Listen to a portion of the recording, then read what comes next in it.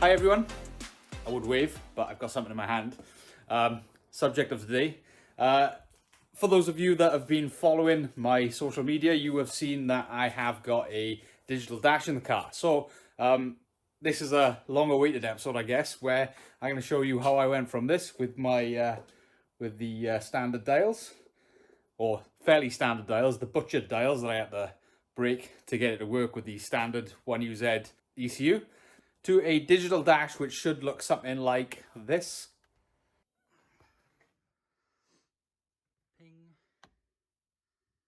So yeah, looks pretty cool, all customizable.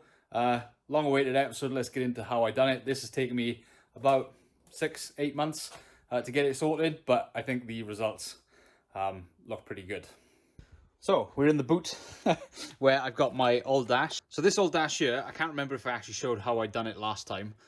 Basically what I've done is this. So this is a standard gauge, nice and easy to run off the standard wiring on the car. These 3 gauges then are run by gauges that are stuck to the back of this. And then I've just put a new plug there so that it can, I've still got all my lights using the standard plug, and I can run those other gauges using this plug. I also had a separate feed for the alternator light, which was awkward on the standard ST. So I just went back to old school wires on phase 1. And then GPS then for the speed, which worked okay. You know, it done me well for about 2,000 miles. It gave me RPM, which was about right. It gave me speed, which was always there or thereabouts.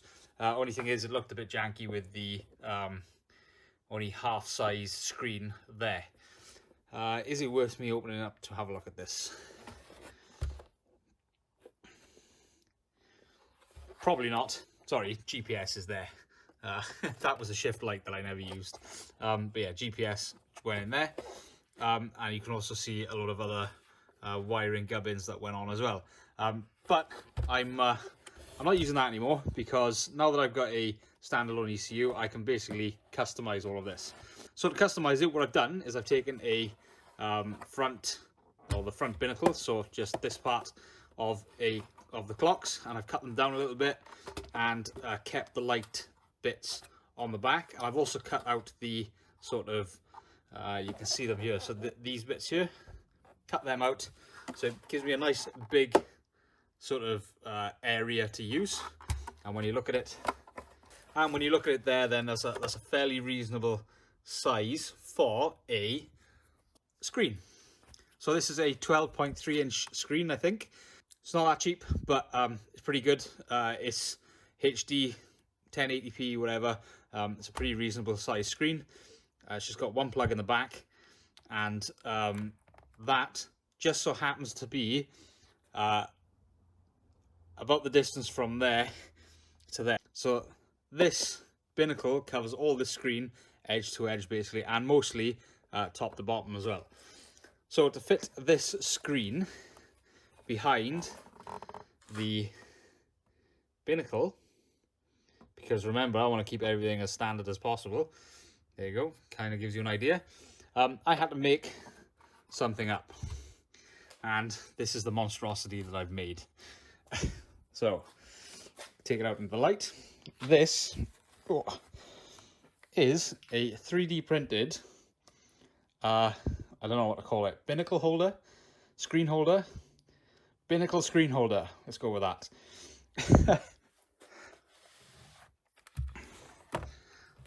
So starting with the front of this, we've got lights where all of the lights go on here. So So you can see the bits of plastic, the coloured plastic. Well, if I show them up, I'll hide them up to the light. You can see them. There's your indicator, there's your door open, there's your engine management, etc. They line up with each one of these. Then I put an SMD on like a standoff in each one of these holes. Then I've got all sorts of other little bits and bobs on here, like mounting bolts and excessive screen area so I can see other bits. And that's pretty much the front, where all the wires come down to the bottom. And on the back then we have a where do I start? Well, all of this side is the screen. So this is the board for the screen, adjustment for the screen, and power, I think, for the screen. That comes off into this, which goes into the back of the screen. Power comes from this little board here into the screen. Job done. Signal comes from a Raspberry Pi, and the Raspberry Pi is running some software that I'll show you later. But basically the Raspberry Pi then gets powered by a little 5-volt controller, powered via a timed relay. And that timed relay, I'm having a bit of an argument with it at the moment about how long it should be on, but that timed relay is basically, as soon as you put the ignition on, this activates, and then it stays on for X amount of time afterwards, so that this stays on, ready to rock and roll for the screen. And then this then is just my little baby board where everything gets its power from, and all the lights get their signals, etc.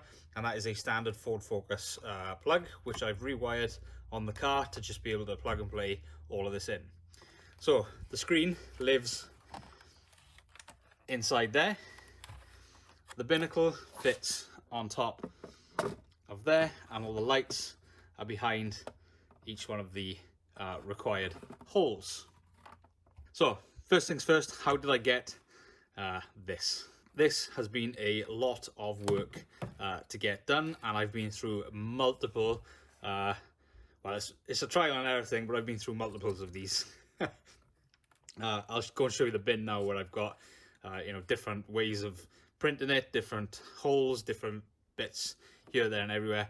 But yeah, this is the final, maybe final but one iteration that I'm going to run with for now. So going back in time to make the plastic housing, or the 3D printed housing. First of all, I scanned the instrument cluster housing using my phone, using an app. I can't remember what the name of the app is. I'll put it up on the screen right now. So you take multiple photos in a 3D space of the thing that you want to scan, and then the app puts all of those photos together and creates a 3D model. I can then put that 3D model into Fusion 360, and I can start working around that then with all the building blocks that you've got in Fusion. So I started off building a screen, same size screen as in real life. Then I put the screen up against the 3D scan model and started modeling then the housing around those two things. So I know the size of the screen, I know the size of the instrument cluster housing. Now I just need to make a screen housing that fits the both of them together. So I spent lots of time going through different iterations of this housing and trying to get it all to fit and work. So this first bit is just me building this in Fusion 360, and eventually I ended up 3D printing a lot of them. I'll show you them in a bit.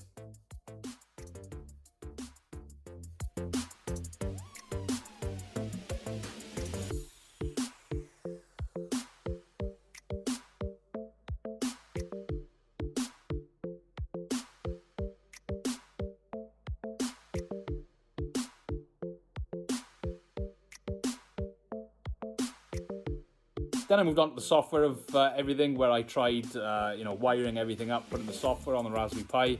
The software for a reference is RealDash. I don't know if I've mentioned that before. And basically building the dash within the software, putting it on the screen so I can see how it looks and how it works, etc.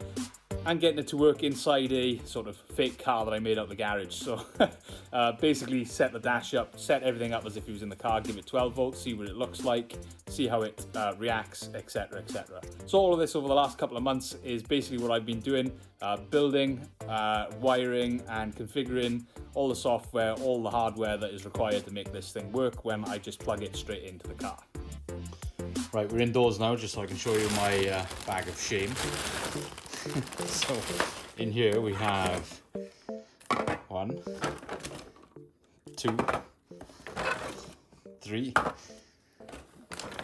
4, 5, 6, 7,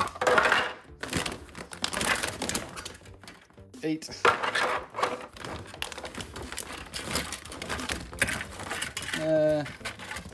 they count, 9, and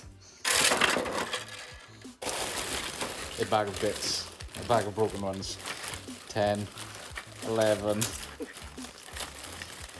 12, let's get them all out. So that's 12 prototypes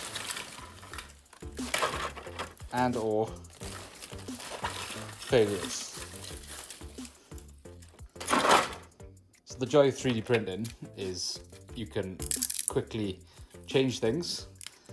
So you can go from, I don't know, I don't really know what the differences are here. This one was obviously a failure because it stopped. That one's a failure, don't know why. That was just checking to see if my shape was correct. This is, I don't know, Mark 15 maybe, who knows.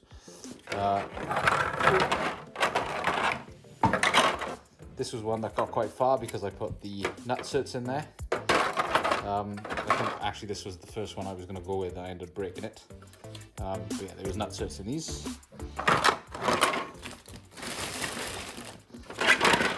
But yeah, if you look, each one of these will be slightly different and or broken. I think this one was a good piece as well. Lack of bits on the back. Yeah. No mounting bits. So yeah, all testing. That's an early one. That's a later one. This is how it goes, and they're all different plastics as well. So some is PLA, some is PETG, I think it's called. But yeah, all different. And then we ended up with the final one, which is in the car right now.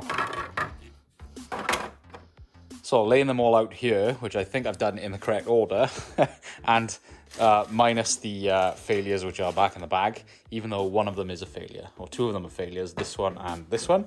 We've got the start, which is just my template, and I've even got the bits for the lights on the back to make sure they were in the right place. Then we've got the first one, which is missing sort of these front bits and only really one mount on the back, two mounts on the back.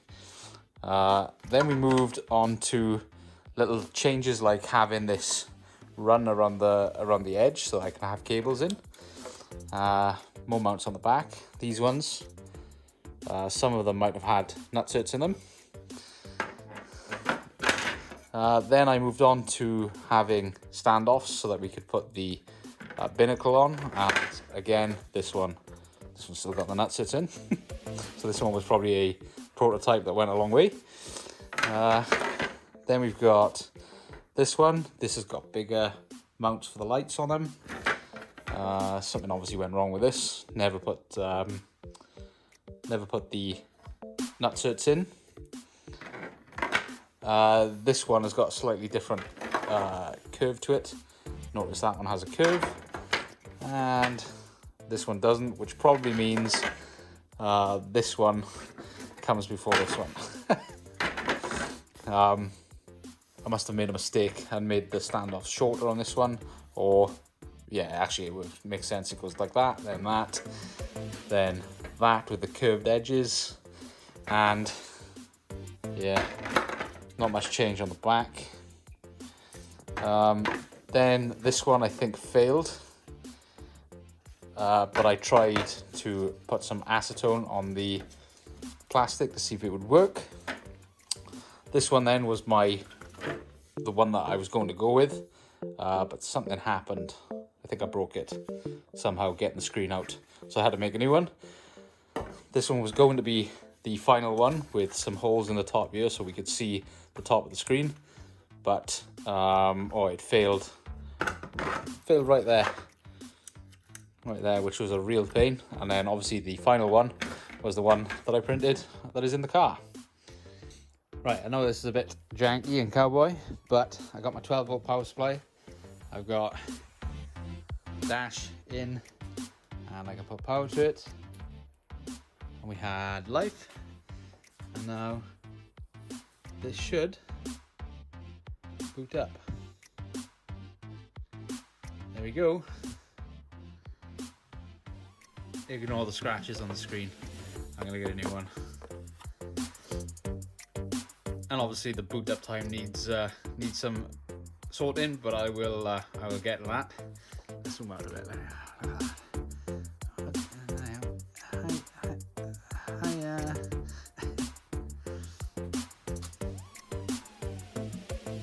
So it takes about 1:20 to boot up from cold, which isn't too bad, but obviously I want to make that quicker. I do have a plan to make it instantaneous on ignition, so yeah, a bit more work to be done yet, but we've got the majority of that. The screen works, the Raspberry Pi works, I need to get the CAN network working, and yeah, tablet boots up, or Raspberry Pi boots up, opens up RealDash straight away, and runs the Focus Dash. There it is. Now obviously I've got some things to do up in the corners there and there, but that's easily sorted, and it's not supposed to go all yellow, but yeah, there's the Focus Dash. How cool is that?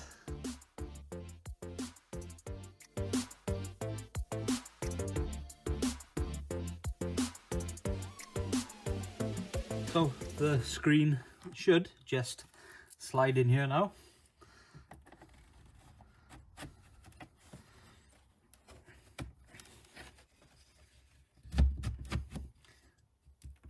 Like a glove. And then we plug the screen back in. Pull that out of the way. Pull that out of the way. So this gets plugged in down here.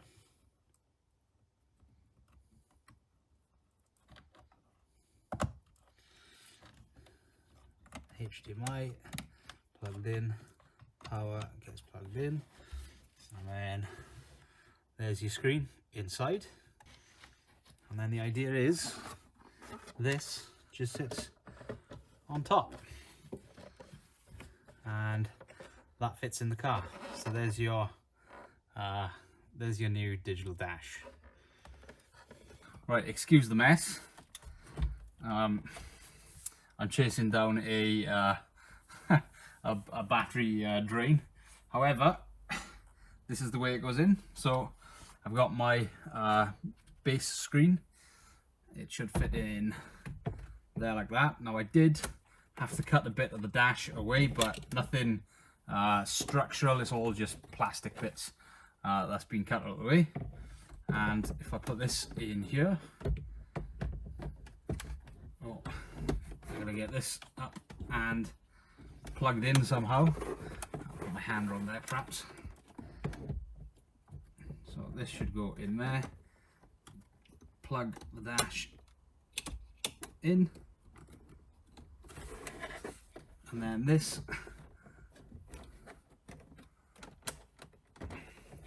sits somewhat like that, and then I use the binnacle to support it all. So this goes in like that.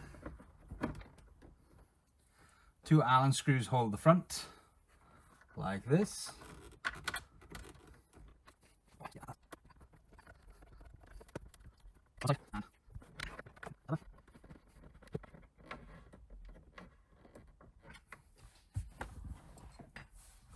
And then ordinarily I would screw it down like that to hold it in place, but I still need to work on it a second.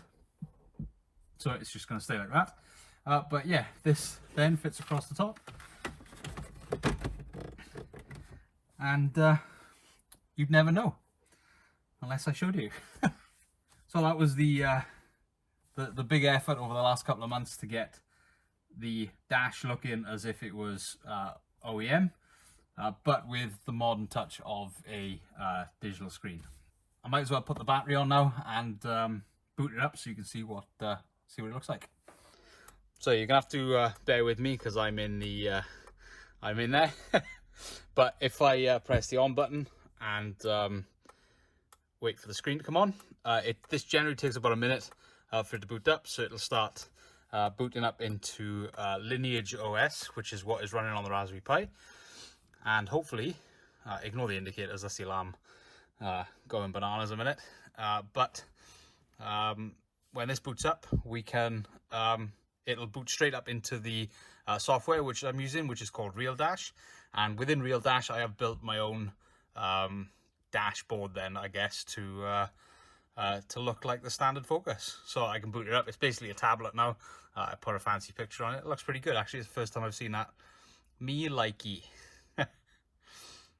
And yes, it's late on the 13th of August. But yeah, boots up automatically into my dash. There you go. So I've got my temperature as per. I've got my RPM. I got my speed. I got my fuel gauge. I've got my odometer and trip meter. I've also got a boost gauge that I put in there. And for the time being, while it's not mapped properly, I've just put my AFRs there so I can keep an eye on them. But yeah, that's the dash. This all works correctly. The temperature rises with the engine, the speed rises with the engine, and the speed runs off a speed sensor on one of the wheels, and the fuel tank has been rewired in as well to go through the ECU to display correct fuel level. And I can confirm this all works. It's pretty cool, actually.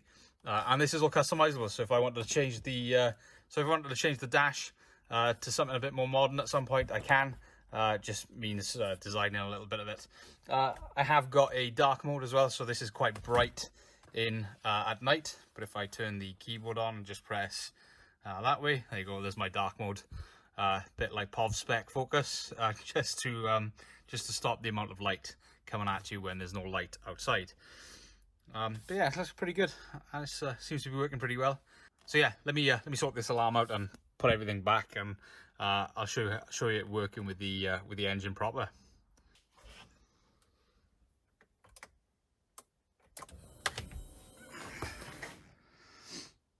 Ping.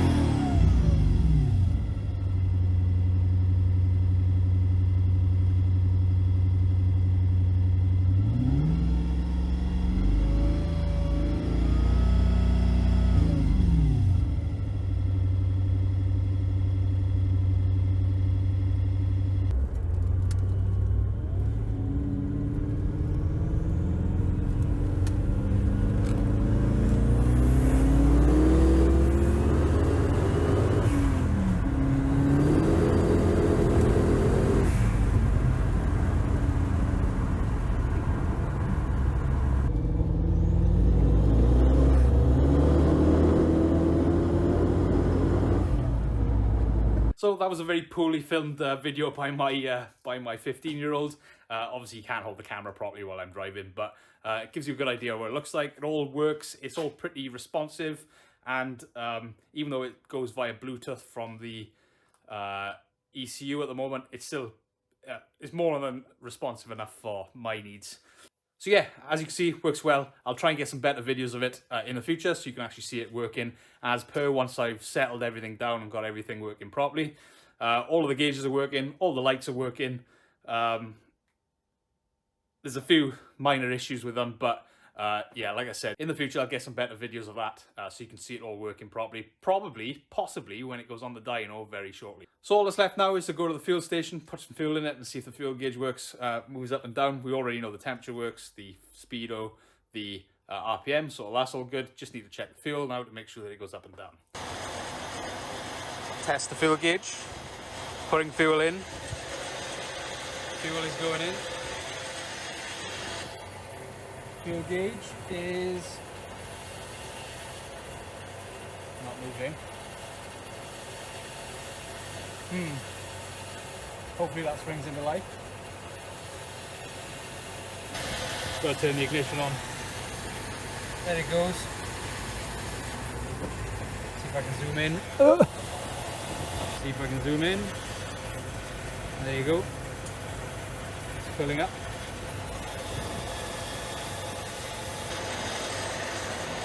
Filling up. Filling up. All in all about 56. Yeah, it makes about right, 60 litres. Unlock. Get in. Push button. Push button.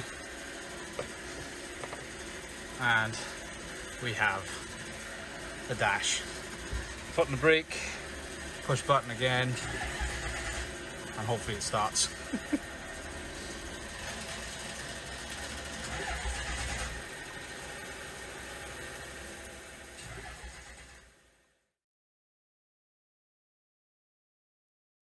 So in the end it did start because I got it home, but it hasn't been mapped properly yet, so starting it and running it isn't ideal. Hasn't stopped me playing around with it, trying to make it so it's safe and getting some use out of it, which has been good, but it desperately needs a map, which is coming up very, very shortly.